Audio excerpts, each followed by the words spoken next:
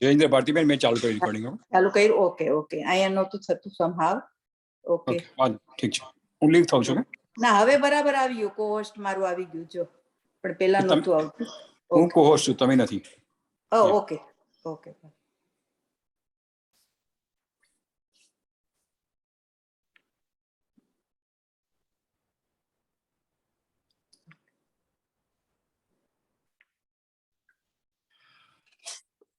જય જિનેન્દ્ર હરીનભાઈ, સંભળાય છે બધાને મારું? હા સંભળાય છે. ઓકે. કેમ છો નયનભાઈ? બસ મજામાં. જય જિનેન્દ્ર તમને. જય જિનેન્દ્ર.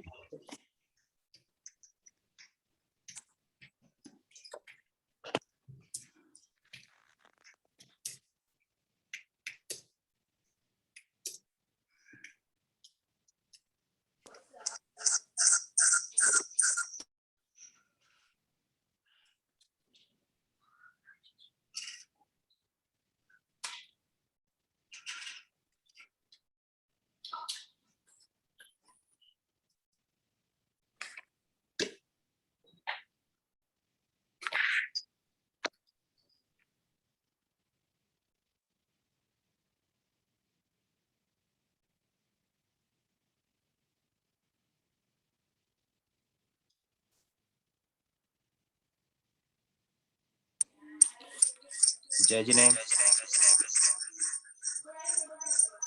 सबको ढोक, सबको जय जिनेंद्र. जय जिनेंद्र हरीनभाई. जय जिनेंद्र. जय जिनेंद्र. ऐसा कैसे रही दिवाली, न्यू ईयर और बिया? हाँ एकदम बढ़िया. अभी तो चल ही रहे फटाके बाहर. ओ ऐसा. अच्छा, आज थोड़ा डे लाइट सेविंग का चक्कर होने की वजह से यहाँ बज गया है रात का 9:45 जी. मोहित हाँ, आपका हाँ, दो हाँ. चालू है ने तो होता है. एक मिनट. हाँ एक बंद करना पड़ेगा. हाँ आप ठीक है? हाँ अभी ठीक है. हाँ. वो आज क्या है ना कि रन भैया डे लाइट सेविंग्स आज एंड हो रही है. अच्छा जी. हो गई एक्चुअली. तो हम लोगों का मार्च में फिर से ये सेटिंग चेंज होगा. अच्छा. अभी 1 घंटा पीछे है और मार्च में 1 घंटा आगे जाएगी. अच्छा. हाँ तो वो थोड़ा सा अपने को एडजस्ट करना पड़ेगा. एक्चुअल में वो ध्यान में नहीं रहा कि डे लाइट सेविंग्स है, नहीं तो मैं डाल ही देता था न्यूज़लेटर में रिमाइंडर करके.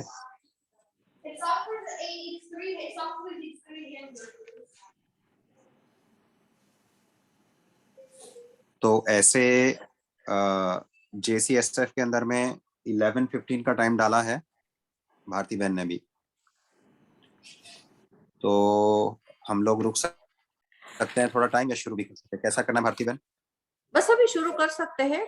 उसको कोई या 5-7 मिनट में सब लोग आ जाएंगे. अभी वेट करने का है तो कर दो, नहीं तो अभी कुछ 11:08 so 11:15 is only 7 minutes more. भैया नवकार मंत्र आप चालू कर सकते हैं आर्यन भैया. किसी को भजन वजन बोलना है तो बोल सकते हैं.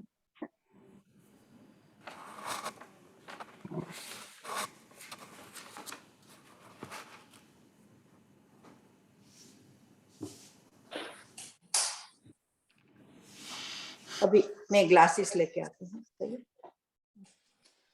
नयन भाई તમારે બોલવું હોય તો બોલી શકો છો. ના બરાબર છે. જે હરીશભાઈ બરાબર છે તો વાંધો નથી. હા એક મિનિટ.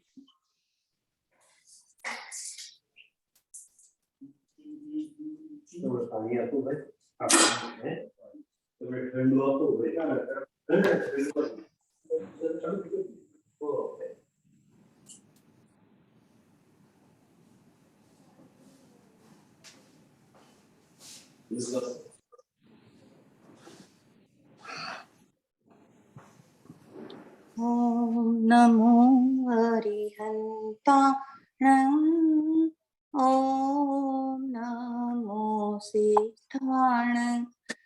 ओम नमो आयरियाण ओम नमो दाताण नमो लोए सव साहुण एसो पंच नमोकारो सव पाव पणासणो मंगलाणंच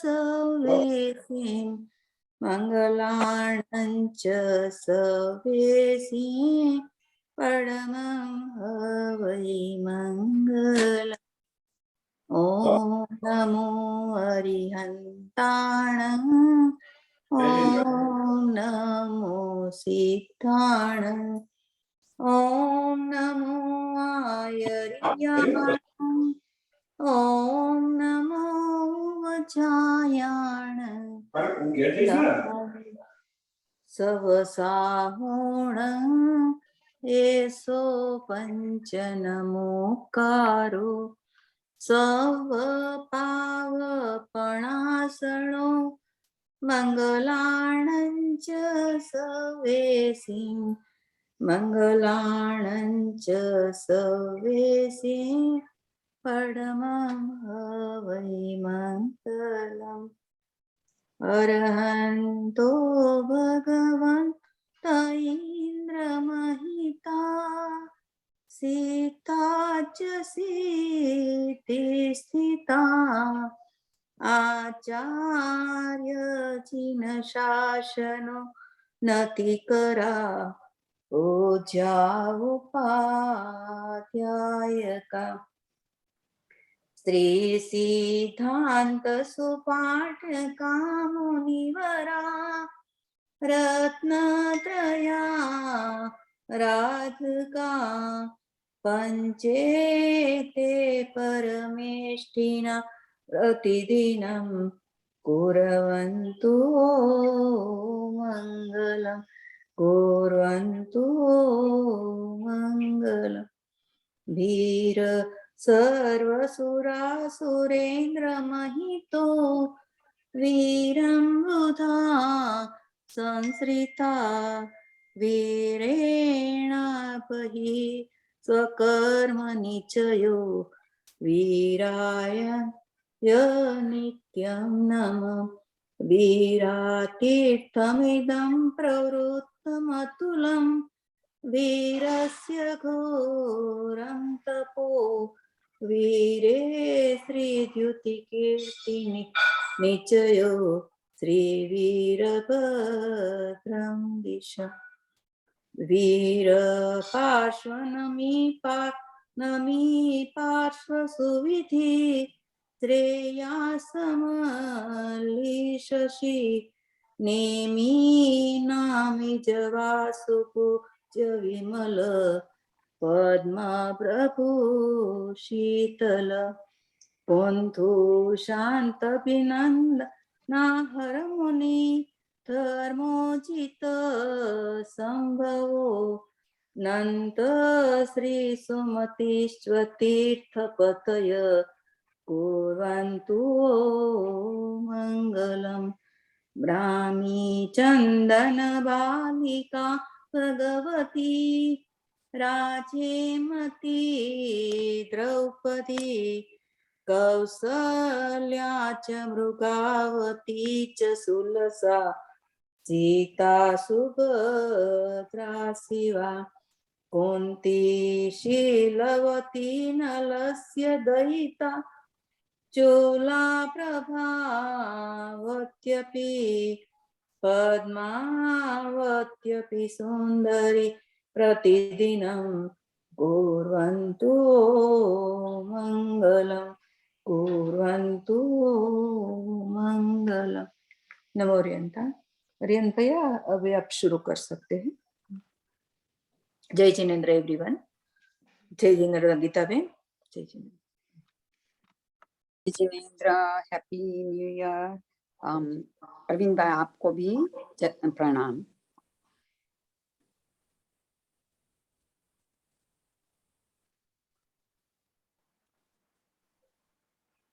यस्य स्वयं स्वभावाप्ति भावे कृत्स्न कर्मणा तस्मै संज्ञान रूपाय नमोस्तु परमात्मने। नमो अरिहन्ताणं नमो सिद्धाणं नमो आर्याणं नमो अध्यायाणं नमो लोये सौसाहुणं। पंच परमेष्टि भगवान की जय।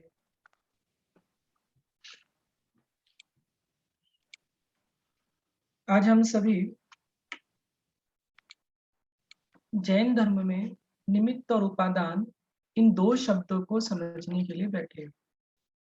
जैन आगम में जब शब्दों की व्याख्या की गई तो उन शब्दों के जब अर्थों को बताने की बात आई तब जिनेंद्र देव ने वहां पर शब्दार्थ, भावार्थ, मतार्थ, नयार्थ और आगमार्थ ऐसे 5 भेद किए। भगवान जब शमोसरण में कुछ कहते हैं तो उनके कहने के पीछे बहुत सारे आशय होते हैं, लेकिन जब जीव भगवान जिस अर्थ में उसे कहना चाहते हैं और उस अर्थ को ना पकड़कर कुछ और अर्थ को ग्रहण कर लेता है तब जाकर संप्रदायों का जन्म होता है। निमित्त और उपादान 2 शब्द हैं। एक वो शब्द है जो किसी का सहयोगी बनने के लिए आया है, किसी कार्य के संपादन में अपने प्रभाव को बताने के लिए आया है, उसे निमित्त कहते हैं। जब आप डिक्शनरी में जाते हैं तो निमित्त शब्द के 45 अर्थ लिखे हुए हैं। उन 45 अर्थ में सारे अर्थ पर्यायवाची है। जगत में कोई भी कार्य होगा उसके पीछे कोई कारण होगा, उसके पीछे कोई शक्ति होगी। उस कार्य के संपादन में जिसकी सहायता ली जाएगी, जो कार्य के संपादन में अपनी भूमिका निभाएगा, उसे जैन आगम निमित्त कहे। प्रश्न ये है कि निमित्त और उपादान, इसमें दुख कौन पा रहा है? निमित्त दुख पा रहा है कि उपादान दुख पा रहा है? निमित्त का जैन धर्म में क्या प्रयोग है और उपादान किसे कहते हैं? व्याकरण शास्त्रियों ने जब व्याकरण में कर्ता, कर्म, करण, अपादान, संप्रदान आदि 6 कारक की व्यवस्था बताई तब उन्होंने कहा कि संसार में कोई भी कार्य इन 6 कारकों से होकर गुजरता है। कोई करेगा, किसी के लिए करेगा, किसी से करेगा, उस करने से कुछ पाएगा, कहीं पर बैठ करके करेगा। ये सारे भंग बनेंगे तब जाकर कोई कार्य बनेगा। जिनेंद्र देव ने शमोसरण में बताया कि सृष्टि में 6 द्रव्य हैं, जिसमें जीव, उद्गल, धर्म, अधर्म, आकाश और काल 6 द्रव्य हैं। इन 6 द्रव्यों में 4 द्रव्य ऐसे हैं जो कभी भी अपने स्वभाव को नहीं छोड़ते, अनादि काल से जैसे हैं वैसे ही हैं और अनंत काल तक वैसे ही रहेंगे। धर्म, अधर्म, आकाश और काल अनादि काल से लेकर अनंत काल तक एक ही व्यवस्था में चलेंगे। उनके अंदर की शक्ति किसी और के प्रभाव में बिगड़ेगी नहीं। अंदर की शक्ति उपादान है, कभी नहीं बिगड़ेगा। जिस रूप में वो द्रव्य अवस्थित है अनादि काल से उसी रूप में अनंत काल तक रहेगा। धर्म, अधर्म, आकाश और काल किसी की सहायता तो करेंगे, लेकिन उनको बिगाड़ने वाला कोई निमित्त नहीं आएगा। इसीलिए जैन धर्म में इन चारों द्रव्यों को शुद्ध उपादान से युक्त द्रव्य कहा, शुद्ध स्वतंत्र द्रव्य कहा। ऐसा द्रव्य जो विभाव को प्रणीत नहीं होता, ऐसा द्रव्य जो अपने स्वभाव को नहीं छोड़ता। ये 4 द्रव्य धर्म, अधर्म, आकाश और काल है। ये भले अपने स्वभाव को नहीं छोड़ते, क्यों? क्योंकि इनके स्वभाव में बिगड़ने वाला कोई अंदर का कोई कारण मौजूद नहीं है। जब आगे अपनी चर्चा बढ़ेगी तो अपन निमित्तों के भेद में जाएंगे, लेकिन अभी तो अपन ये समझ रहे हैं कि भगवान संसार में दो ही द्रव्य ऐसे हैं जिनके अंदर में बिगड़ने की भी सामर्थ्य है। धर्म अधर्म आकाश काल बिगड़ने की सामर्थ्य से युक्त है ही नहीं। क्यों? क्योंकि अंदर बिगाड़ने वाला कोई कारक नहीं। जैन आगम में दो ही द्रव्यों को, उद्गल द्रव्य और जीव द्रव्य को, स्पष्ट रूप से स्वीकार किया कि ये दो द्रव्य अपनी उपादान शक्ति से युक्त होते हुए भी आज अपने अशुद्ध उपादान में है। ऐसा उपादान जो सिद्ध के उपादान से अलग है। जैन धर्म में जहां निमित्तों के दो भेद किए, वहां उपादान के भी दो भेद किए। एक निमित्त वो है जो द्रव्य के अंदर आ गया, और एक निमित्त वो है जो द्रव्य के बाहर दिख रहा है। ऐसे उपादान के भी दो भेद हैं। एक उपादान वो जो शुद्ध हो चुका, और एक उपादान वो जो अशुद्ध है। सिद्ध भगवान के अंदर दया करने की शक्ति तो है, सिद्ध भगवान दया कर सकते हैं, शक्ति तो है, लेकिन उनको उपादान को बिगाड़ने वाला अंदर में कोई कर्म नहीं है। इसलिए सिद्ध भगवान एक बार शुद्ध होने के बाद अनंत काल तक शुद्ध ही रहते हैं। उसको कहेंगे शुद्ध उपादान। जैन आगम में अशुद्ध उपादान अपने अंदर के निमित्त को यानी कर्म को, और बाहर के निमित्त को यानी 84 लाख योनि के भटकन को दूर करके उस सिद्धालय में शुद्ध उपादान को प्राप्त करने की दौड़ में है। मेरी आंखों के सामने दो लोग हैं। एक द्रव्य, क्षेत्र, काल, भव, ये बाहर का निमित्त है। एक निमित्त जो आंखों से नहीं दिख रहा है, लेकिन मेरी आत्मा में अनादिकाल से बैठा है, यानी 8 प्रकार के कर्म का निमित्त। लोग कहते हैं निमित्त कुछ नहीं करता, कुछ लोग कहते हैं उपादान कुछ नहीं करता, कुछ लोग कहते हैं उपादान ही सब कुछ करता है, कुछ लोग कहते हैं निमित्त ही सब कुछ करता है। इस उलझन में अनेकों संप्रदाय निकल गए। किसी ने कहा लड़की को दूर भगाओगे तो ब्रह्मचर्य आएगा, किसी ने कहा मन के विकार को दूर करोगे तो ब्रह्मचर्य आएगा। दोनों तत्व को नहीं समझ पा रहे। भगवान, अगर मेरे चाहने से मैं निद्रा ले लेता, मेरे चाहने से अगर मैं जग जाता, तो रात को हर आदमी क्यों सोता? रात को पूरी रात साधना में नहीं निकाल लेता? कौन सा ऐसा इंसान है जो रात को सोना चाहता है, लेकिन फिर भी रात को 11-12 बजती है तो सोने जाता है? इच्छा से नहीं जाता, कोई सुलाने आता है इसलिए जाता है। कौन सुलाने आ रहा है? क्या पापा सुलाने आ रहा है, मम्मी सुलाने आ रही, घड़ी सुलाने आ रही? बाहर का कोई सुलाने नहीं आ रहा है। अंदर का शरीर मांग कर रहा है कि अब सो जा। शरीर को सुलाने वाला कौन है? आगम ग्रंथ में प्रश्न पूछा कि शरीर सो रहा है कि आत्मा सो रही? सो कौन रहा है? सोने वाली आत्मा है। चेतना सुसुप्त अवस्था में जा रही। क्यों? उसको सुलाने वाले निद्रा वर्णी आदि, ज्ञान वर्णी आदि कर्मों का 6 योगक्षम है, उदय है, इसलिए सो रहा है। मैं शुद्ध हूं, मेरा उपादान स्वतंत्र है, निमित्त की क्या ताकत है जो कुछ कर सके?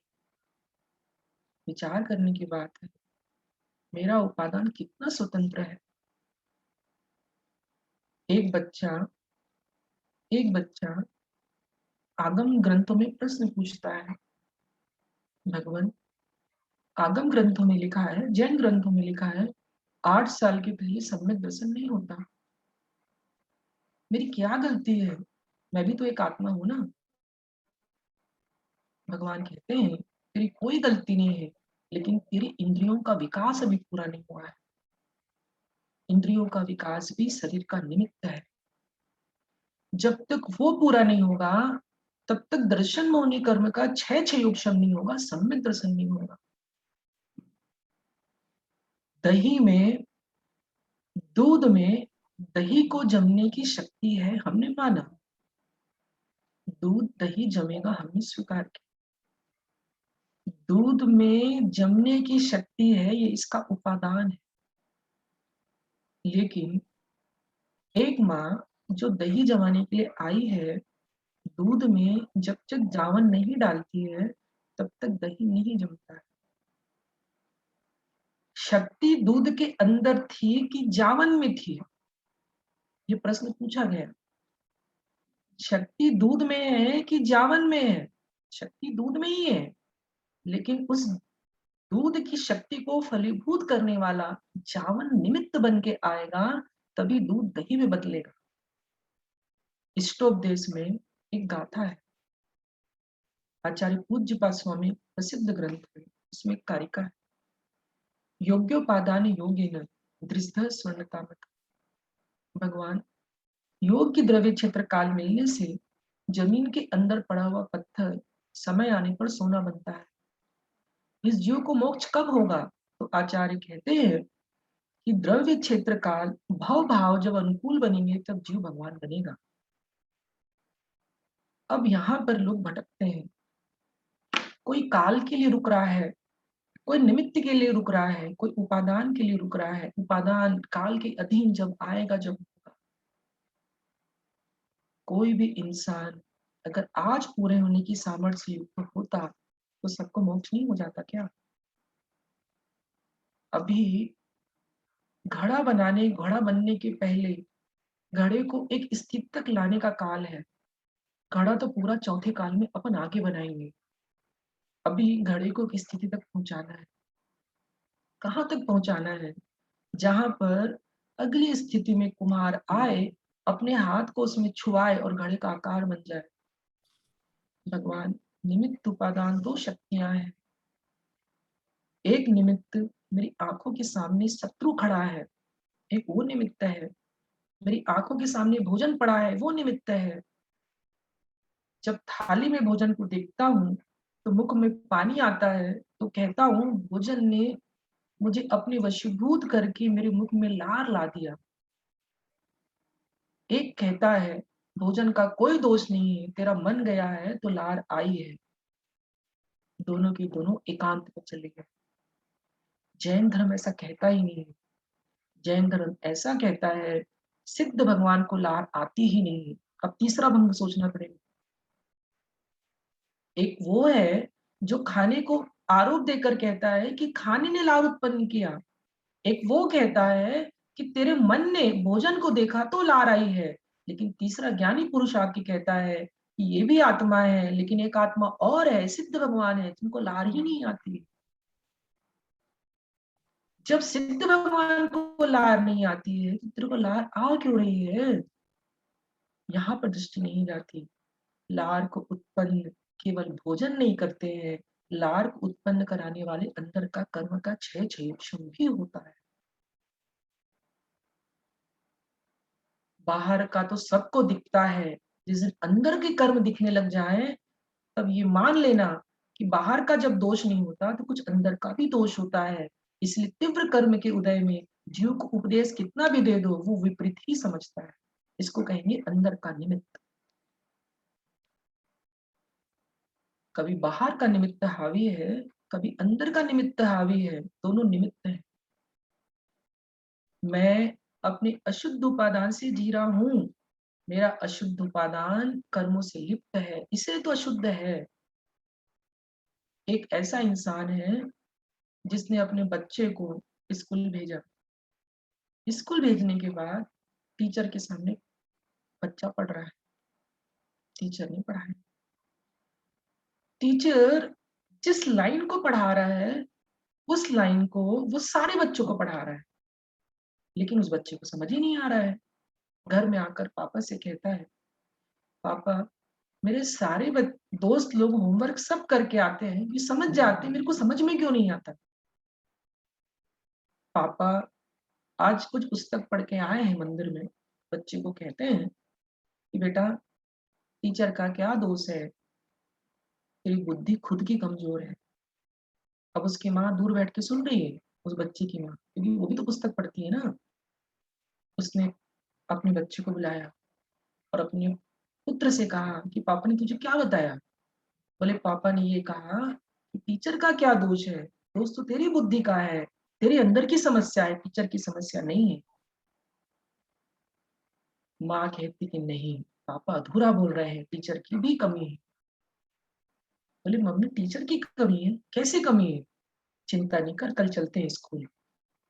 स्कूल जाती है और प्रिंसिपल से कहती है कि आप इस टीचर को बदलिए, इसकी भाषा शैली को बदलिए, इसके पढ़ाने की टैक्ट को बदलिए, इसके समझाने के ढंग को बदलिए। फिर देखते हैं कि मेरे बच्चे को पहले जो ग्रहण हो रहा था वही ग्रहण होता है कि नहीं होता है, या उससे अलग ग्रहण होता है।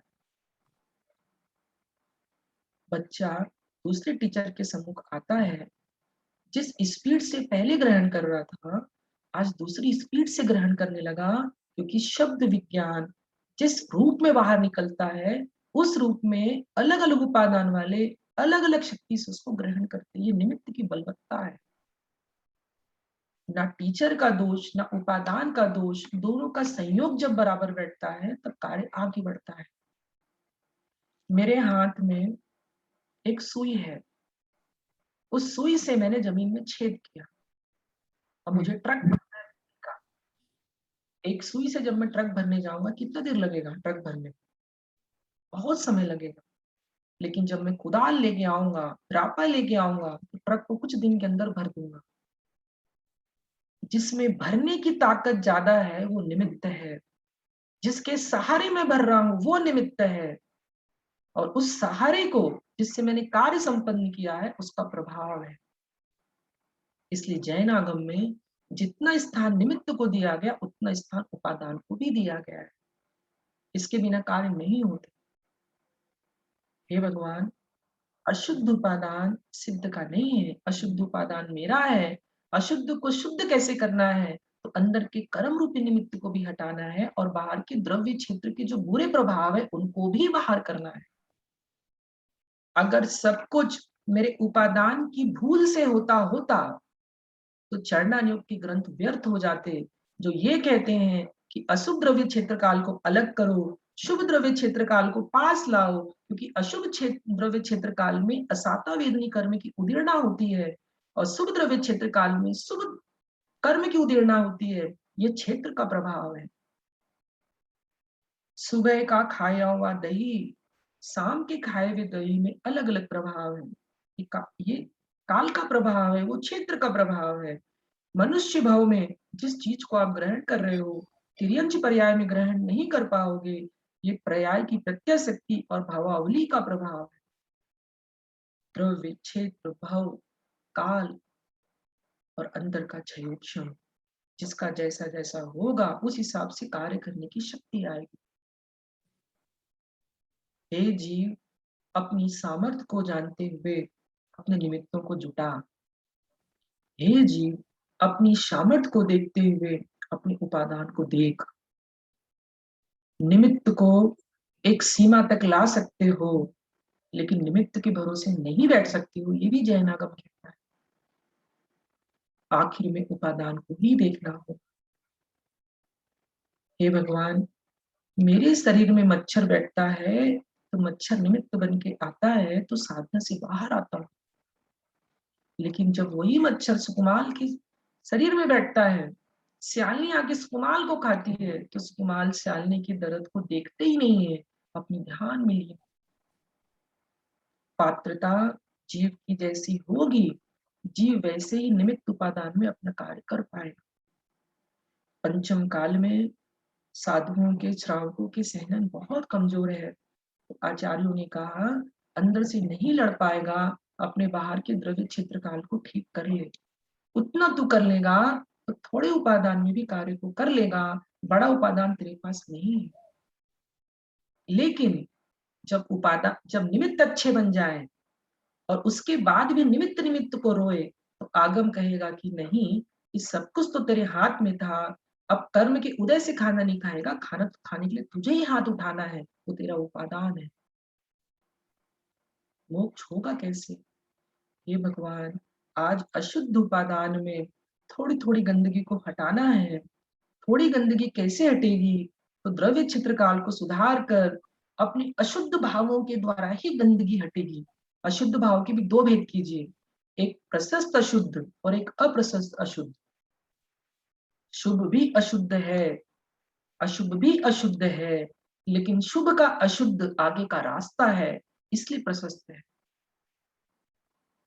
हे भगवान, मैं अपने अंदर उपादान से सब कुछ देख रहा हूं, सब कुछ जान रहा हूं कि भीतर की कमी है, लेकिन क्या करूं भगवान। जैसे घर के बाहर की हवा खाता हूँ, घर के बाहर निकलता हूँ तो ये भूल ही जाता हूँ कि मैं कौन हूँ। क्यों? क्योंकि कर्म का क्षयोक्षम ऐसा है, अपने ही उपादान की शक्ति को भिवा देता है। इसीलिए योगियों को पंचम आर्य में, शून्यागारों में, ऐसे स्थानों में जहाँ वातावरण धर्ममय हो, वहां पर साधना करने को कहा। क्यों? आप अशुभ स्थानों में करोगे तो आपका उपादान उन विपरीत स्थिति को जीत नहीं पाएगा। टीचर ने एक प्रश्न किया बच्चे से, अच्छा प्रश्न किया। जो सूरजमुखी फूल है वो सूरज से खिलता है कि अपनी सामर्थ्य से खिलता है? बच्चे ने कहा सूरजमुखी अपनी ही ताकत से खिलता है। तो टीचर ने प्रश्न पूछा, अगर वो अपनी ही ताकत से खिलता है तो रात में क्यों नहीं खिलता है? सूर्य की क्यों जरूरत है? तो बच्चा फिर सोचता है कि मतलब सूरज खिलाता है। तो टीचर ने फिर प्रश्न किया, अगर सूरज ही खिलाता है तो सारे सूरजमुखी की जितनी कलियां हैं वो सारी उसी दिन क्यों नहीं खिलती है? कुछ बिना खिले ही क्यों रह जाती है? इसका मतलब सूरज भी नहीं खिलाता है।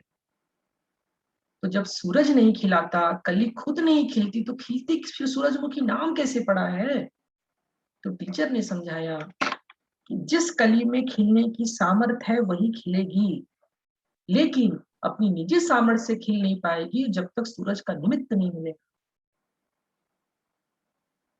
हे भगवान, मैं पढ़ने टीचर के पास जाता हूँ तो पढ़ने की थोड़े कर्म का क्षयोक्षम, थोड़ी स्थिति लेके जाऊंगा तो ही पढ़ पाऊंगा। और केवल अगर स्थिति अच्छी है तो पढ़ाई हो जाए तो टीचर की क्या जरूरत है? टीचर वो कारण है, वो निमित्त है जो आपके उपादान को जगाता है, अपनी प्रभाव शक्ति से आपकी विद्या को बाहर लाता है। निमित्त शांत है, निमित्त प्रेरक है, निमित्त उदासीन है। आगम में निमित्तों की दो भेद और की, उदासीन निमित्त और प्रेरक निमित्त।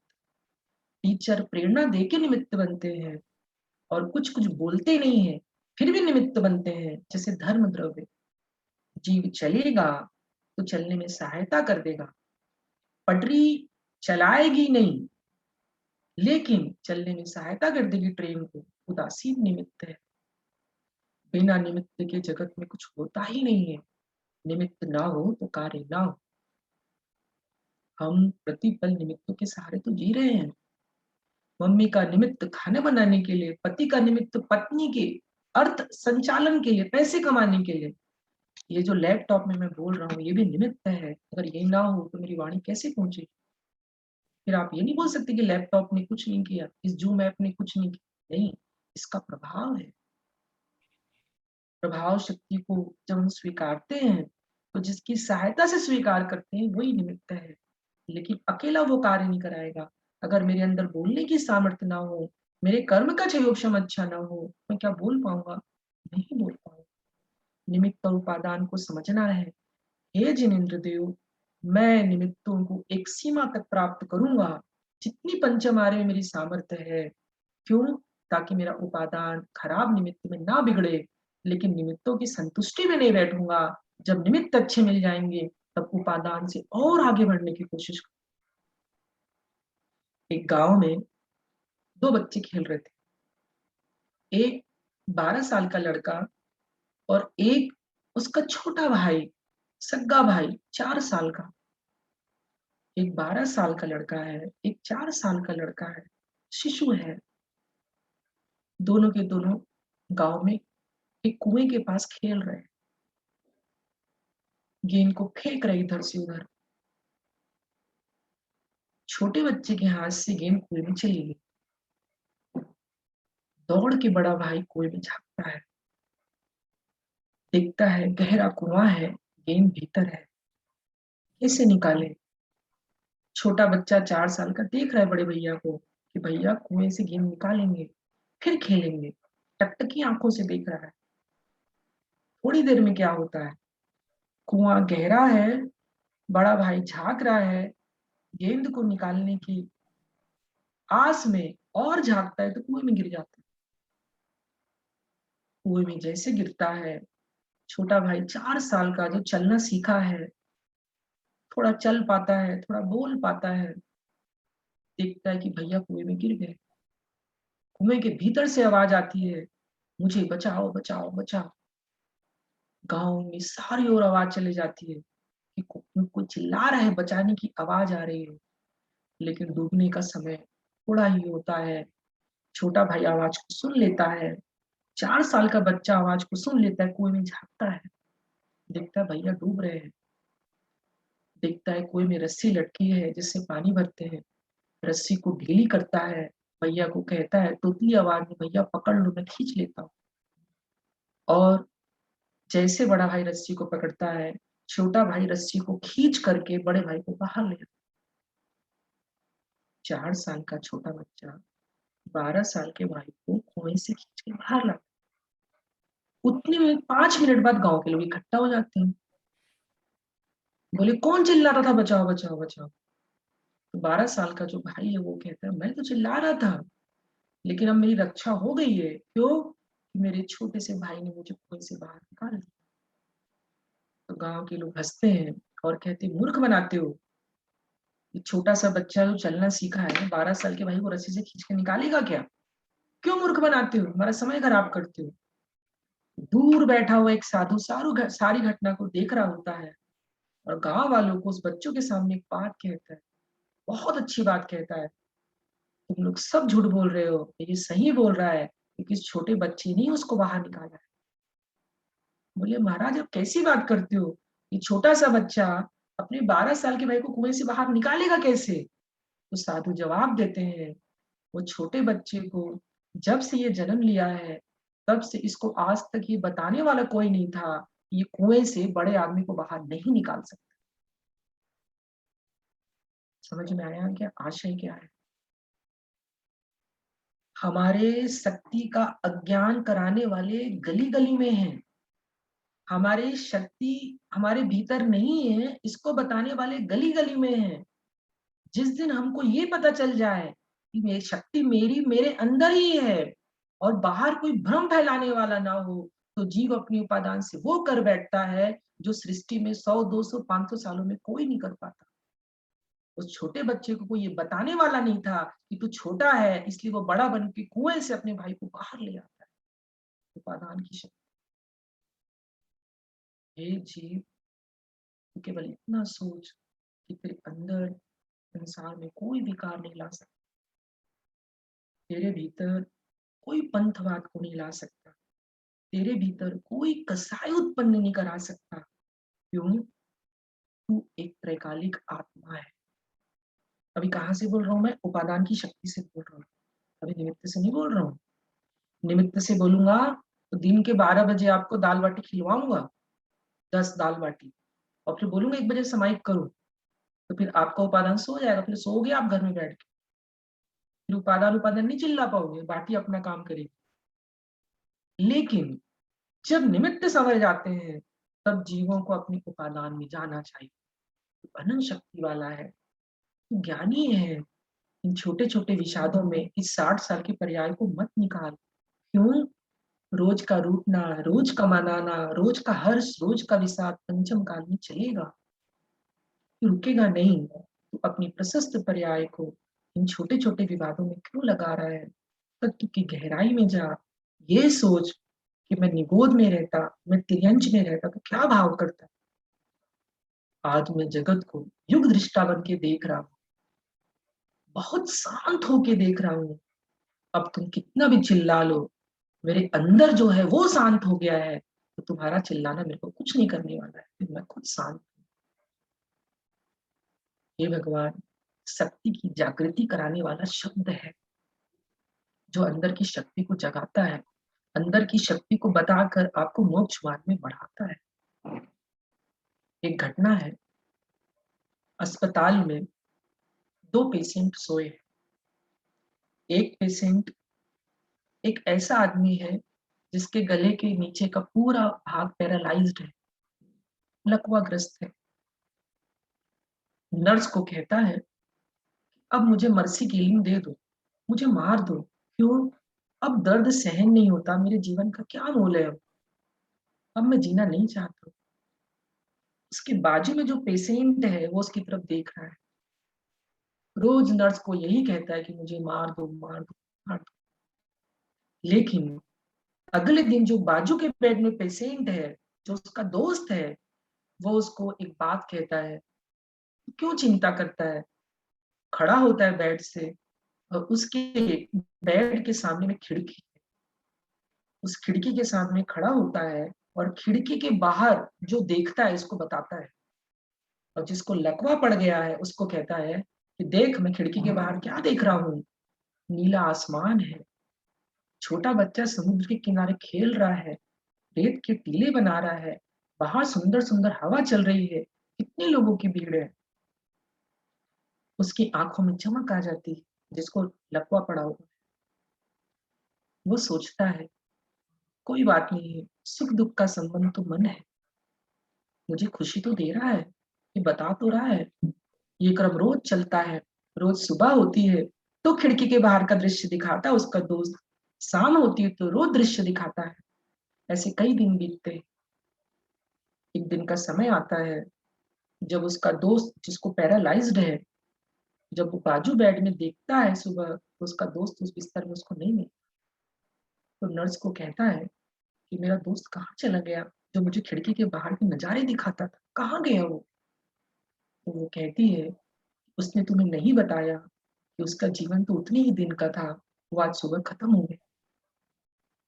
उसके आंख में आंसू आते, सोचता है कि मेरे जीवन का एक सहारा और चला गया, अब तो जीने का कोई अर्थ ही नहीं।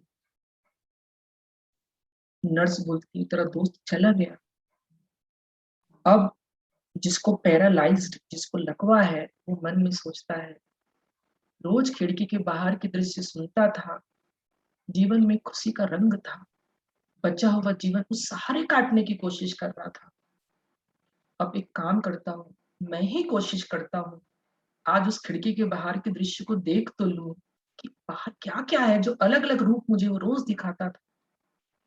पूरी ताकत लगाता है, पूरे शरीर में लकवा है, गिरते पड़ते घसीटते खिड़की के पास खड़े होता है और खिड़की के बाहर जैसे ही झांक के देखता है तो उसकी आंख फट जाती है। वो देखता है कि खिड़की के बाहर केवल एक काली दीवार है। बहुत गुस्से में आता है, बहुत गुस्से में आता है। नर्स को चिल्ला के बुलाता है, इधर आओ, तुमको पता नहीं था? खिड़की के बाहर के रोज दृश्य को देखकर मैं जिंदा था, मुझे सुनकर जिंदा था मैं, और तुमने दीवार खींच दी। तो नर्स कहती है कि तुम भूल में हो, ये दीवार आज नहीं खिंचाई है, ये काली दीवार तो पिछले 5 सालों से यहाँ है।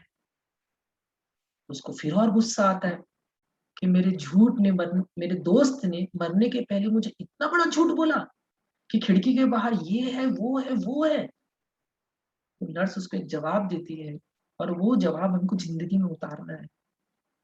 निमित्त और उपादान की चर्चा ऐसी चर्चा है, कभी बाहर कुछ दोष दिखता है, कभी अंदर कुछ दोष दिखता है, समझ में नहीं आता भगवान हम घूम क्यों रहे हैं, दोष किसका है। एक फिल्म का गाना है भारत में, यूएसए वाले तो पता नहीं जानते कि नहीं जानते, और भारत में 4-5 साल पहले फिल्म का गाना बहुत फेमस हुआ था, कभी जोगी बनूं या लुटेरा, ना जाने कितने रूप है मेरे। मतलब इंसान कभी कभी ये सोचता है कि कभी मैं योगी जैसा भाव कर लेता हूँ, कभी भोगी जैसा भाव कर लेता हूँ, पता ही नहीं मेरा रूप क्या है।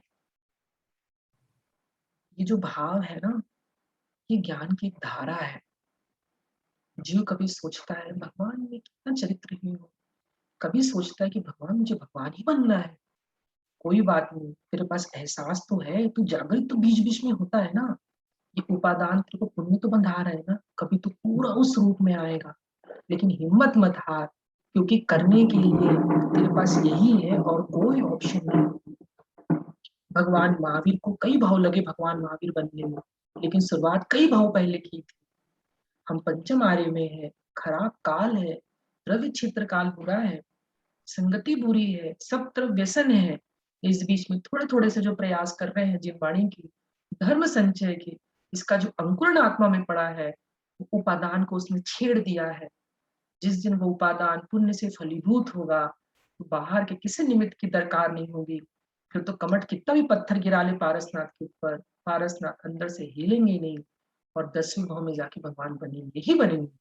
लेकिन शुरुआत तो इसी भाव में करनी पड़ेगी। निमित्त सुधारो और उपादान को जगाओ, ये 2 ही मार्ग है और तीसरा मार्ग है ही नहीं। वो जो पेशेंट है जिसको लकवा पड़ा था, उसको नर्स एक बात कहती है, तेरा दोस्त तेरे को झूठ बोलता था कि नहीं? ये मैं नहीं जानती।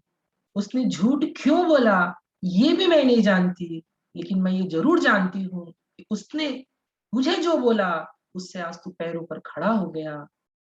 बस इस शब्द को सुनने के बाद वो कहता है, उसने बाहर के दृश्य को नहीं कहा, उसने एक ऐसी दुनिया दिखाई मुझे शब्द के द्वारा जिसने मेरे खून के संचार को ठीक कर दिया।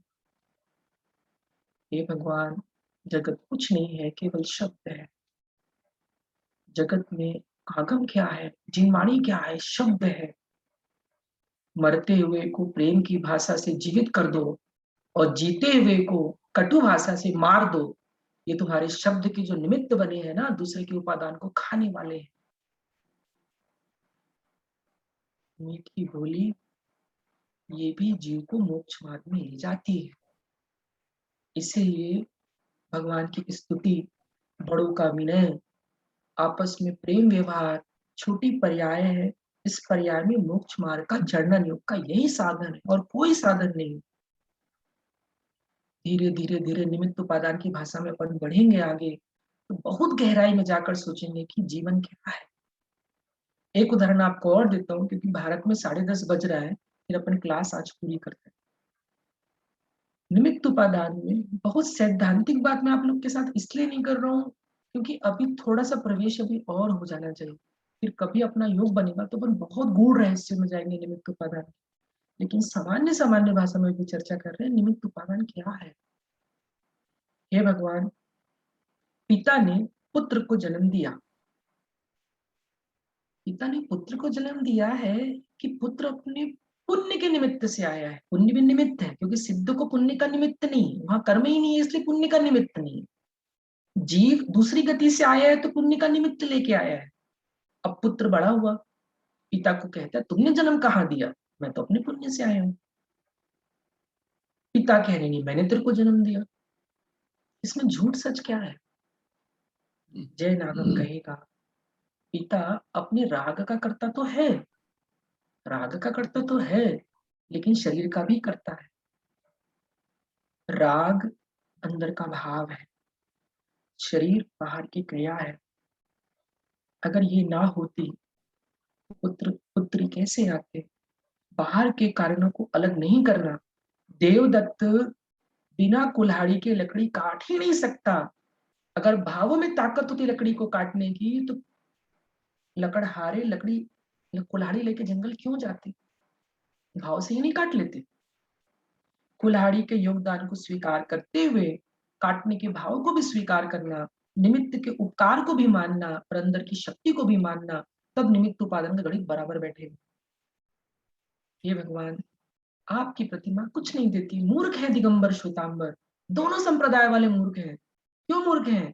क्यों? कभी ये जिनवाणी को पूजते हैं, कभी जिनवाणी को पढ़ते हैं, कभी जिन प्रतिमा को देखते हैं, दोनों मूर्ख हैं।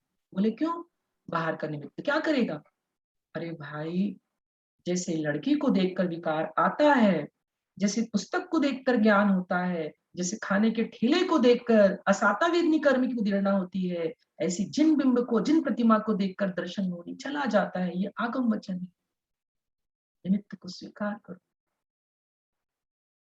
एक बार एक कंपटीशन हुआ और उस कंपटीशन में बहुत सारे पेंटर लोग को बुलाया। जो सबसे अच्छी पेंटिंग बनाएगा उसको इनाम मिलेगा, अवार्ड मिलेगा, नंबर 1 का प्राइज मिलेगा।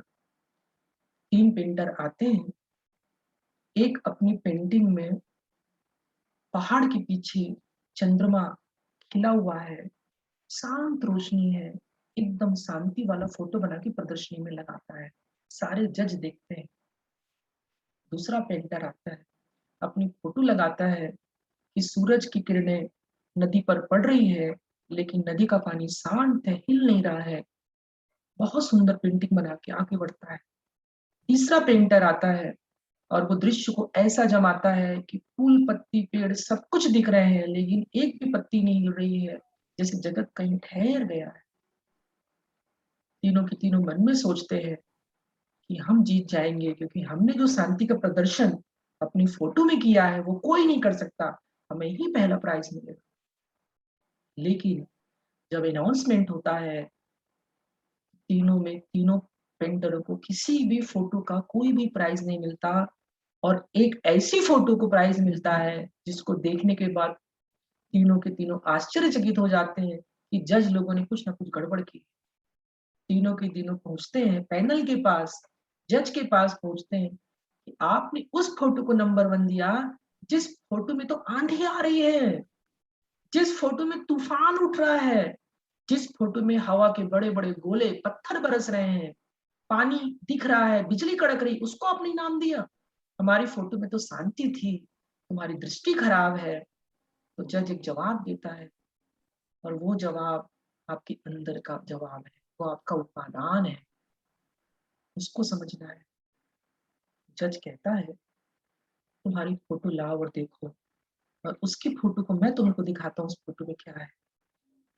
उस फोटो में आंधी चल रही है, उस फोटो में पत्थर गिर रहे हैं, उस फोटो में बिजली तड़क रही है, बहुत घोर तेज हवा चलने का दृश्य है। लेकिन उस फोटो के छोटे से हिस्से में एक झोपड़ी भी है, और उस झोपड़ी से एक छोटा सा चेहरा झांक रहा है, जो मंद मंद मुस्कान से उस आदमी को देख रहा है। कुछ समझ में आया तुमको? वो जज कहता है तुम बाहर शांति ढूंढ रहे थे, नदी पर्वत पहाड़ पे, उस जीव को देखो, वो भीतर से शांत है, इसलिए वो विजेता है। तुम बाहर की शांति ढूंढ रहे थे, इसलिए तुम हार गए हो। वो आंधियों में भी शांत है, इसलिए इसको पहला इनाम दिया जाए। हे पारसनाथ, तुमको बाहर के ओलों में अशांति दिखी नहीं, क्योंकि तुम अपने उपादान को देख रहे थे। तुम अंदर से शांत थे, इसलिए तुमने कर्मों को हरा दिया। तुम मुझे क्या हराओगे? मैं कर्म को हराने निकला हूँ, तुम मुझे क्या प्रताड़ित करोगे? क्यों? क्योंकि मैं अपने उपादान से कर्म को हराने पहले ही मैदान में आ चुका हूँ। अब मैं जगत को केवल देखना चाहता हूँ, केवल निहारना चाहता हूँ, इसके अलावा कुछ नहीं। अस्पताल में आखिरी समय में जब डॉक्टर मेरे शरीर में, मेरी नसों में बहुत सारे वायर लगा देगा, ऑक्सीजन का सिलेंडर लगा देगा, मेरी नसों को छिन्न भिन्न कर देगा, तब अंदर एकमात्र मैं अपने उपादान को ही देखूंगा। तुमको जो करना सो करो। अब मैं अपने परिणामों को ऊपर नीचे होने नहीं देने वाला, क्योंकि इसी की तैयारी मैंने आखिरी सांस तक की थी। क्यों? आखिरी का जो पल आएगा वो जीवन भर की तैयारी का परिणाम होगा। जो लोग जवानी में अपने रूप में, अपने ज्ञान में, अपने पैसे में बहुत इतरा रहे हैं, घमंड कर रहे हैं, उनका बुढ़ापा बहुत तकलीफ वाला होने वाला है। आखिरी सांस में तिल मिलाएंगे, और जो शांत होकर इनको आज झेल लेंगे ना, वो सुखद मृत्यु को, संथारा को प्राप्त करके जाएंगे। नमोकार मंत्र पढ़ना संथारा है, लेकिन नमोकार पढ़ने मात्र से संथारा नहीं है, अंदर भी संथारा का भाव होना चाहिए। वो कब होगा? जब जीवन भर की तैयारी करेगा। इसलिए जैन धर्म में मृत्यु को महोत्सव कहा। चाहे श्वेतांबर आमनाएं हो, चाहे दिगंबर आमनाएं हो, दोनों ही आमनाएं स्पष्ट रूप से ये मानती है कि अंत समय में जिसके परिणाम शांत रह गए वो कुछ ही भवों में भगवान बनेगा।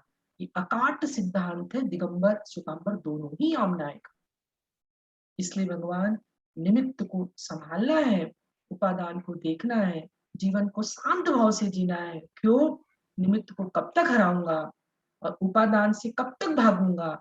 दोनों को देखते हुए, दोनों का संतुलन बताते हुए, बनाते हुए धीरे धीरे अपनी यात्रा को प्रारंभ करना है, क्योंकि जाना है। और कब जाना है ये नहीं पता है।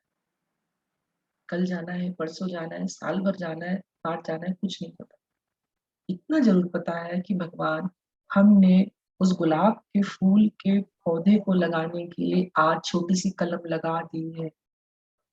1 भाव का पानी, 2 भाव का पानी, 3 भाव का पानी, पानी हम डालते जाएंगे, कभी तो उसमें फूल आएगा।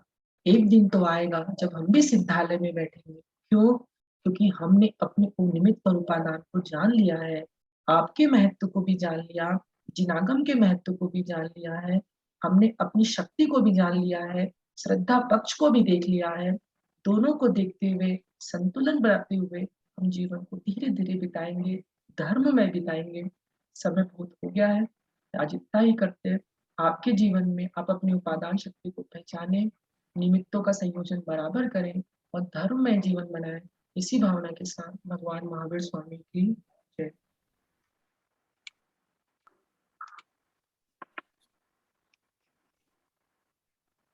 थैंक यू अरियन भैया। कोई प्रश्न है तो पूछ लो। I have one. नमस्कार अरुण भाई, मेरा नाम वर्षा है। आपने जो बोला ना कि आत्मा सुषुप्त अवस्था में है, तो जो सुषुप्त अवस्था में है उसको मतलब आत्मा ही सोया है। और जब हम कभी कितनी बार हम उठते हैं और बोलते हैं कि आज तो बहुत अच्छी सी नींद आई, तो वो तो शरीर तो सो रहा था, तो फिर तो वो तो आत्मा ने ही जाना। तो जी क्या होता है, शरीर विज्ञान जो है वो साइंस का विषय है। जितने ऑपरेशंस वगैरह होते हैं ना, वो आपकी चेतना में जो हलन चलन जो अपन दिन भर में कर पाते हैं, उस स्थिति को वो एक कांस्टेंट लेवल में ला देते हैं, जहां पर आप प्रयास नहीं कर पाते। जैसे ऑपरेशन हो रहा है तो आपको किसी ने बेहोशी का इंजेक्शन लगा दिया, तो आप वो काम नहीं कर पाएंगे जो काम हम लोग अभी कर रहे हैं। जैन धर्म में शब्द शास्त्र बहुत थोड़ा रह गया, इसका भी खुलासा जैन शास्त्रों में होता, लेकिन सारे ग्रंथ जल गए, खो गए, कि वहां पर एक शरीर के साथ आत्मा का किस रूप में अटैचमेंट होता है। क्योंकि कर्म का बंध तो वहां भी कर ही रहा है जीव, उपयोग रहित नहीं है, वहां भी राग द्वेष चल रहा है बेहोशी में भी। लेकिन विज्ञान ने उसको अपने लेवल में किस सीमा तक रोक दिया है, ये बहुत खोज का विषय है, इसमें अपन डिबेट नहीं कर सकते। और सबसे बड़ा ऐसे पूछ रही थी कि आई वाज़न्ट थिंकिंग कि विज्ञान के हिसाब से, पर हम मतलब हो क्या रहा है, वो प्रक्रिया क्या हो रही है, इसमें वो समझना चाहते हैं। जी मतलब उसमें एक्चुअल में होता ये है कि हमारे 2 ज्ञान होता है, मति ज्ञान और शुद्ध ज्ञान, जो 24 के 24 घंटे अपना काम करता है। अभी जो हम लोग कर रहे हैं वो पूरा अलर्ट होकर के पुरुषार्थ से जागृत अवस्था में कर रहे हैं। लेकिन साइंस के पास जो इंजेक्शन वो लगाते हैं, तो वो अपने ब्रेन को, जैसे वो क्या बोलते हैं उसको, रेकी वगैरह का जो विज्ञान होता है और नार्कोटिक्स वाले जो करते हैं, वो जितना भी जो मनोविज्ञान का खेल है, तो जो कनेक्शन होता है जीव का उसको पुरुषार्थ करने का, वो एक सीमा तक विज्ञान उसको बांध देता है, क्योंकि दर्द का एहसास खत्म हो जाता है जब आप बेहोशी का इंजेक्शन देते हैं।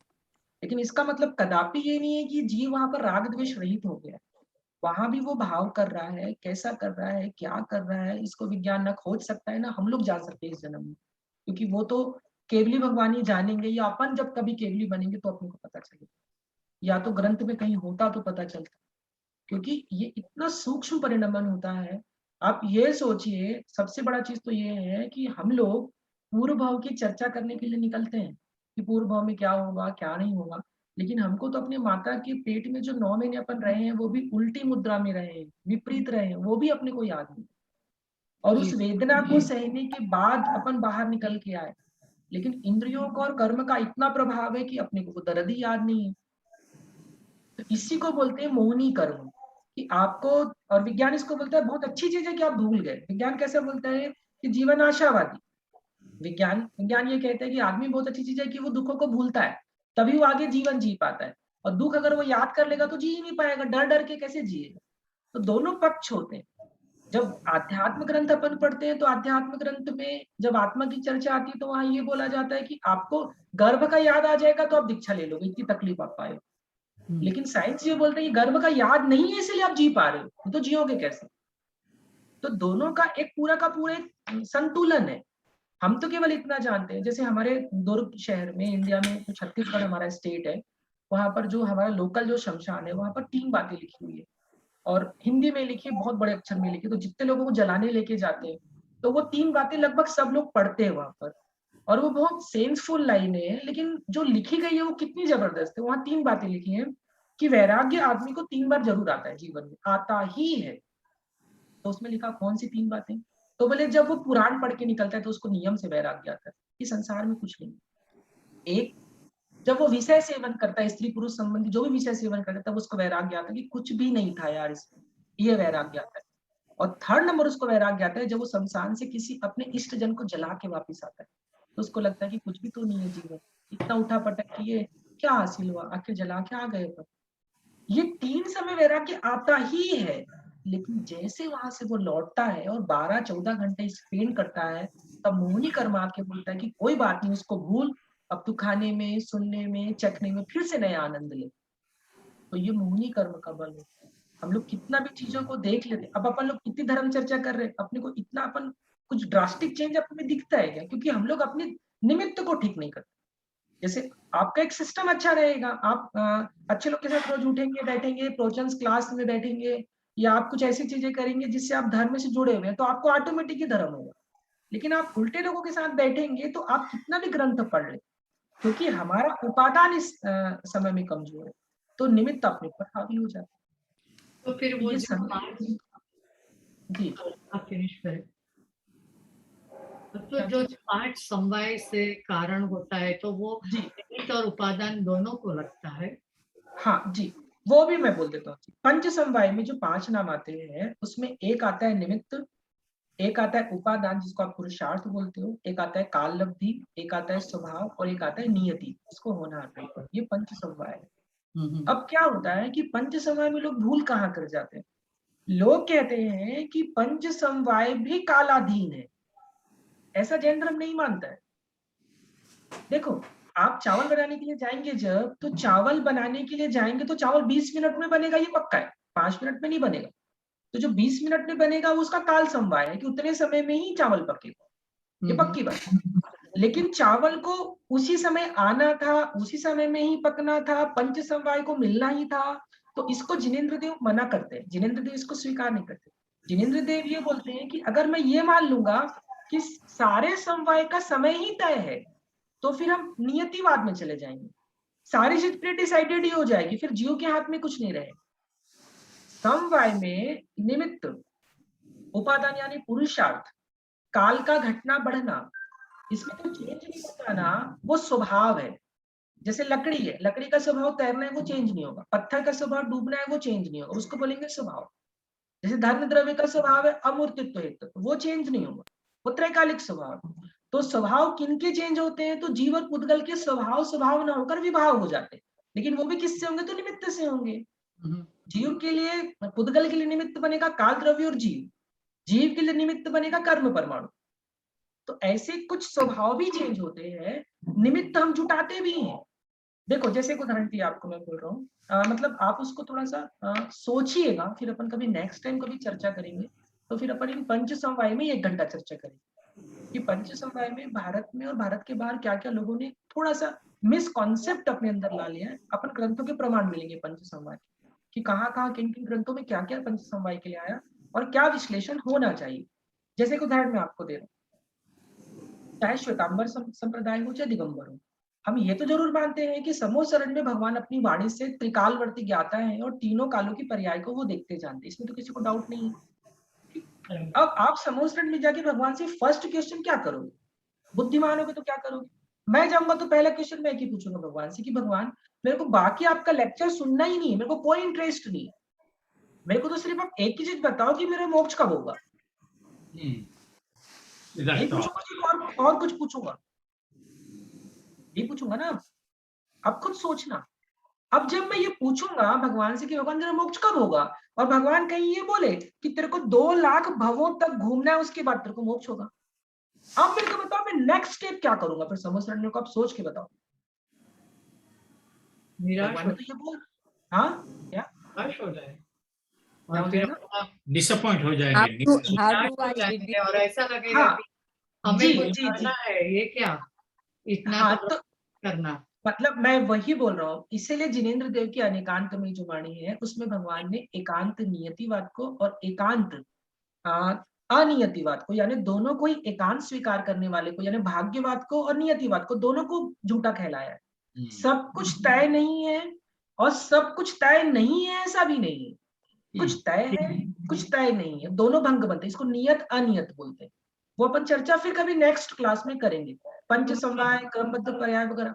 अभी एक जो मेन जो क्वेश्चन है ना उसमें अपन आते हैं। आपने भगवान से पूछा, भगवान ने आपको कहा कि आप 3 लाख भावों के बाद आप मोक्ष जाओ, ठीक है। तो आप, अब आपकी पहली ड्यूटी क्या बनती है? अगर भगवान में ताकत है, कौन सी ताकत है? कि वो सदमार्ग का उपदेश दे, तो भगवान तो उपदेश देंगे, द्वादशांत तो वो जबान से बोल ही रहे हैं। चारों अनुयोग को उनने खिलाया है, चरणन योग की विधि बताई, मोक्ष जाने का मार्ग बताया, सब कुछ उन्होंने बताया। तो मैं उनसे ये प्रश्न पूछूंगा कि भगवान 3 लाख भाव के बाद मेरा मोक्ष होगा, ये आपने कह दिया, तो अब मैं आपके जो प्रवचन को अभी सुनूंगा, यहाँ पर आपकी लंबी लंबी फिलोसफी को जो मैं यहाँ पर सुनूंगा, इससे मैं कुछ अपनी भावावली को कम कर सकता हूँ क्या, जो आपको सुनूंगा भी? तो भगवान क्या जवाब देंगे? कुछ नहीं होगा। यस फंसेगी ना, पिक्चर फंसेगी ना। क्योंकि अगर आप भगवान की वाणी को सुन रहे हो और आप जो 3 लाख भावों को चेंज कर रहे हो, तो भगवान की वाणी तो जो भगवान ने देखा वो तो नहीं हुआ। फिर यहाँ पर क्लैश आता है। अपन जब इसमें चर्चा करेंगे ना, तो हिंदू संप्रदाय की भी सर्वज्ञता को लेंगे, बौद्धों की भी लेंगे, जैनों की भी लेंगे, और जो अन्य मान्यताएं उसको भी लेंगे, तो विषय अपना खोलेगा। अभी तो कैसे साल साल अपन यूज टू हो रहे थोड़ा शब्दों से, ताकि फेमिलियर जैसा हो जाए। फिर अपन थोड़ा कठिन विषय लेंगे तो आपको बहुत इजी ढंग से सब समझ में आएगा। अब आप सोचो, अगर मैं होता ना समोसरण में, तो मैं एक काम करता, मैं समोसरण के बाहर एक बोर्ड लगाता और एकदम स्पष्ट शब्द में वहां पे लिखता कि जितने समोसरण में भगवान के दर्शन करने के लिए लोग आ रहे हैं, और जितने भी समोसरण में भगवान के पास लोग आ रहे हैं और भगवान से जो भी चीज सुनना चाहते हैं, वो एक मूर्खता बिल्कुल भी ना करे। तो वहां लिखता कि क्या मूर्खता ना करें, आप भगवान से जो भगवान से बोल रहे हैं वो सब सुनो, लेकिन अपने भावावली को पूछने की गलती बिल्कुल मत करना। ये मैं स्पष्ट लिखवाता। क्यों लिख पाता? क्योंकि आप अपनी भावावली को पूछने के बाद उखाड़ कुछ नहीं पाओगे।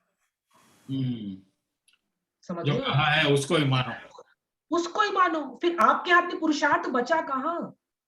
मतलब फिर मेरे को ये बोलना पड़ेगा कि मेरे सर्वज्ञ भगवान एक ऐसे ज्योतिष हैं जो भविष्य की घटना को तो बताते हैं, लेकिन उस घटना को बदलने का उपाय नहीं जानते। हाँ समझ आ रही है बात, जो मैं पॉइंट की बात कर रहा हूँ? वो वो बता दिया मगर बदला नहीं सकते, कुछ नहीं कर सकते। तो ये हो गया ना। मैं आज आपको जो लेक्चर, जो मैंने आपको धर्म की जो संवाद अभी की है, वो मैंने अभी अपने एफर्ट से नहीं की है, वो तो अरबों साल पहले झलक गया था इसलिए की है। तो मैंने जो अभी किया वो कालाधीन हुआ, वो भाग्याधीन हुआ, वो मेरा अभी का पुरुषार्थ नहीं कहलाएगा। पुरुषार्थ और भाग्य को गूगल पे सर्च कीजिए, भाग्य किसे कहते हैं, पुरुषार्थ किसे कहते हैं। जो पहले से तय हुआ आया चला आया है और वो घटा, उसको बोलेंगे भाग्याधीन। और जो मैं पिछला जो आ रहा था उसको मैंने अपने एफर्ट से आज चेंज किया, उसको कहेंगे पुरुषार्थ। इतनी सी परिभाषा कई लोग समझ नहीं पा रहे। भगवान की सर्वज्ञता का ये कदापि मतलब नहीं होता कि वो आपके भविष्य के होने वाले पुरुषार्थ को पहले ही बांध दे, ये कदापि नहीं होता। समझ में आया क्या सिद्धांत जो मैंने बोला? थोड़ा समझ में आया? एकदम समझ में आया। और उसमें फिर अपने जो अपना अपन वो सारे बंद चर्चा करेंगे ना, किस रूप में कितना सही होता है कितना नहीं होता, वो अपन एक लंबा डिस्कशन करेंगे। लेकिन मैं आपको एक सोचने के लिए खाली व्यू दे रहा हूँ। मैंने क्रमबद्ध पर्याय में 8 प्रवचन लगातार किए भारत में, और उसी विषय में रह के किए। आप बोलोगे तो मैं आपका जो यूएसए का ग्रुप है उसमें ग्रुप बना लूं, उसमें मैं डाल देता हूँ लेक्चर उसी विषय में कि भगवान ने जो देखा है वो होगा कि नहीं, किस लेवल में होता है। तो आपको एक सोचने का आगे का एक रास्ता मिल जाए। फिर अपने को जो लगेगा फिर बैठ कर डिस्कशन कर लेंगे। क्योंकि ज्ञान को बढ़ाने के लिए और तत्व का सही निर्णय करने के लिए आपको थोड़ी मेहनत लगेगी। मॉर्निंग वॉक में जा रहे हो तो सुन लो, इवनिंग वॉक में जा रहे हो तो सुन लो, ऐसे करके ज्ञान बढ़ाना पड़ेगा टाइम निकालने का। क्योंकि ज्ञान जितना भाषा और ज्ञान जितना खर्चा करोगे उतनी परिष्कृत होगी। ये पहला नियम है। समूसरण का विज्ञान, क्रमबद्ध का विज्ञान, नियतिवाद का विज्ञान, पुरुषार्थ का विज्ञान, मेरे हाथ में कितना है इसका विज्ञान, पंच समवाय का विज्ञान, मेरा ज्ञान आगे मेरे को कैसे परिष्कृत करेगा उसका विज्ञान, निमित्त का प्रभाव, जिन प्रतिमा का महत्व, जीवाणी का प्रभाव, ये सारे एंगल से समझने के लिए जब हम गाड़ी चला के रास्ते में निकलते हैं ना, तो दिमाग में वो अनेकांत धर्म चलता है। ऐसा नहीं कि भगवान मेरे स्कूटर को चला रहा है, Hmm. ऐसा नहीं है कि मैं नहीं चला रहा हूँ, वो अपने आप चल रही है, या मैं ही चला रहा हूँ। बहुत सारी चीजें सोचने के लिए है, एक एंगल नहीं। अनेकांत धर्म का मतलब ये होता है जहां पर किसी भी तत्व को आपको अपेक्षा लगा के ही स्वीकार करना। आप ये नहीं बोल सकते कि ऐसा ही है, अन्य धर्म में ही है, जैन धर्म में भी है। भी लगाने से अनेकांत धर्म बनेगा, ही लगाने से एकांतवाद बनेगा, मिथ्या मत बनेगा। Hmm. B and he. हाँ, ये आपको एक कॉन्करेंट रूप में समझना पड़ेगा कि ये फिलोसफी है जैन आगम की। अब होता क्या है, देखो अपन लोग जब चर्चा करने के लिए बैठते हैं ना, तो हम लोग सबसे पहले एक चीज ये ध्यान रखते हैं कि हम जिस चीज का व्याख्यान करने बैठे हैं, कहीं ऐसा तो नहीं जिनेंद्र देव उसी से बाधित हो रहे हैं, जिनेंद्र देव ही बाधित हो गए या जैन तत्व ही बाधित हो गया। ये काम नहीं होना चाहिए। भगवान ने बल्कि स्पष्ट रूप से समूहसरण में ये कहा है कि सब कुछ काल के अनुसार नहीं होगा। अगर सब कुछ काल के अनुसार मानोगे तो तुम एकांत नियतिवाद नाम के मिथ्यात्व में चले जाओगे, तुम्हारा अनंत परिभ्रमण होगा।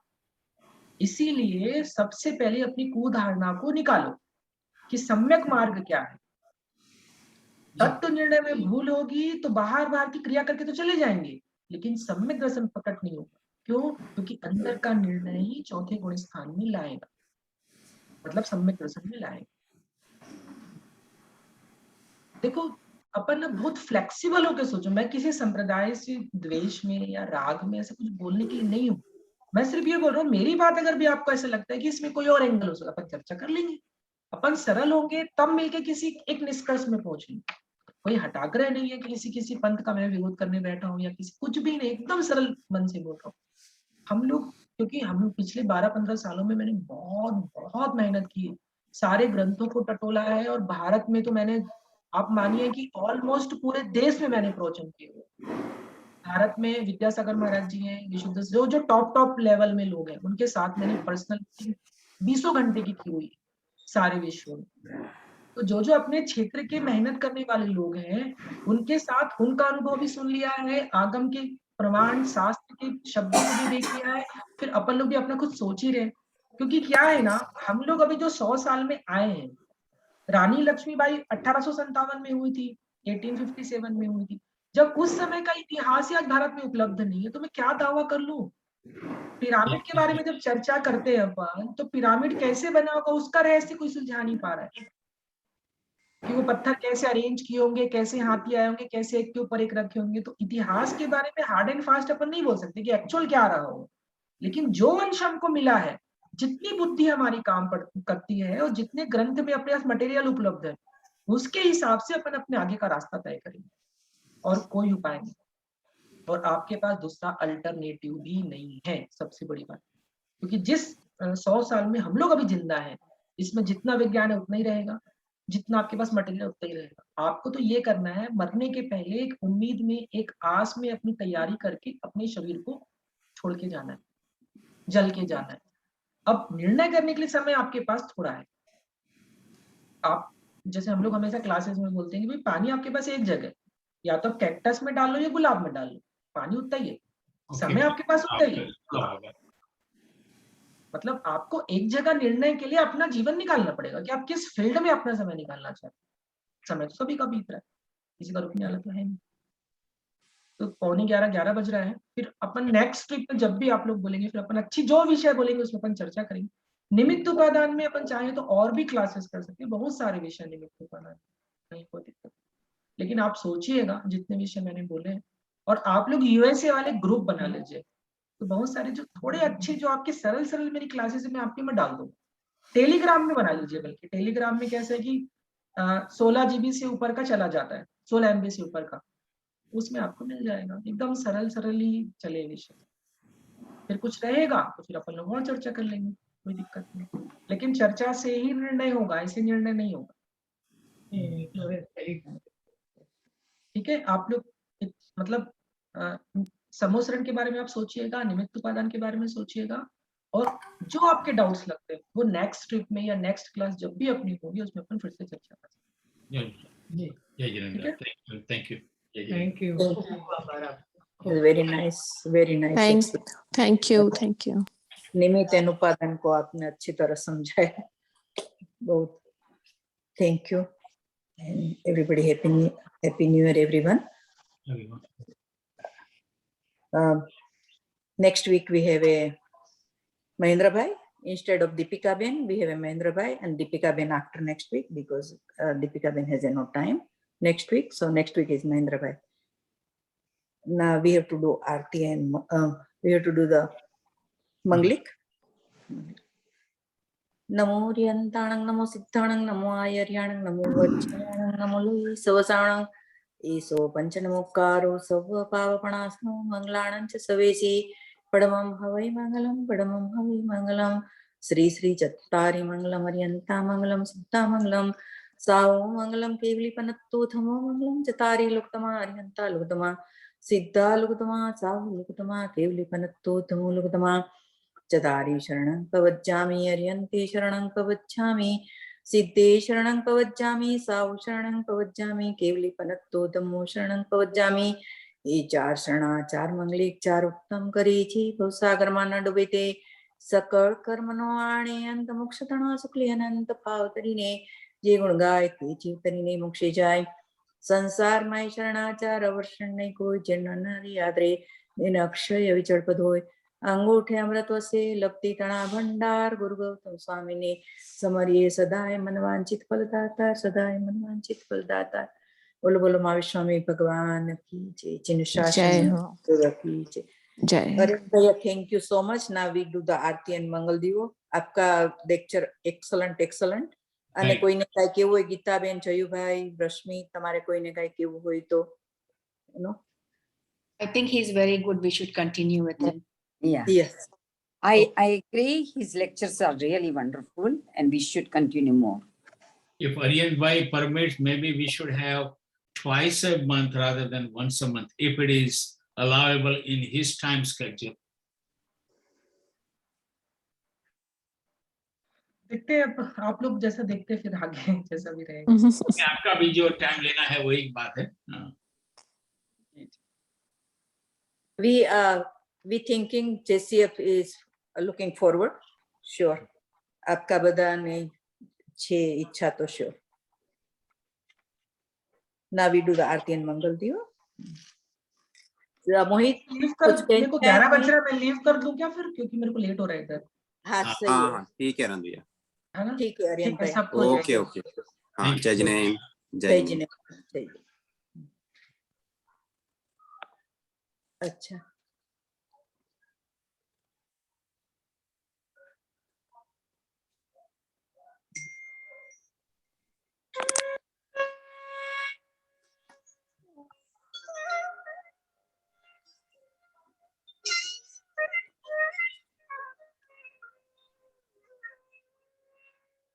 जय जय आरती आदि जिनंदा जय जय आरती आदि जिनंदा ना गिराया मरु देवी को नंदा ना गिराया मरु देवी को नंदा जय जय आरती आदि जिनंदा जय जय आरती आदि जिनंदा पहली आरती पूजा कीजिए पहली आरती पूजा कीजिए नर भव पावनी ना भूलिए नर भव पावनी ना भूलिए दूसरी आरती दीन दयाला दूसरी आरती दीन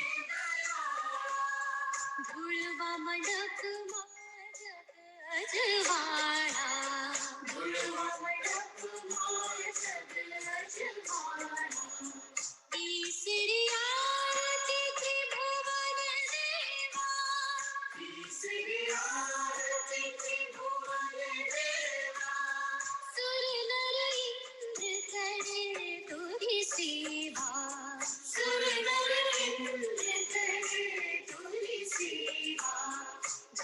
जय आरती आदि जिनंदा जय जय आरती आदि जिनंदा चौथी आरती जागती चोरे चौथी आरती जागती चोरे मनवांचित फल शिव सुख पूरे मनवांचित फल शिव सुख पूरे पंचमी आरती पुण्य पायो पंचमी आरती पुण्य पायो मूल चंदे तव गुण गायो मूल चंदे तव गुण गायो जय जय आरती आदि जिनंदा जय जय आरती आदि जिनंदा जय जय आरती आदि जिनंदा जय जय आरती आदि जिनंदा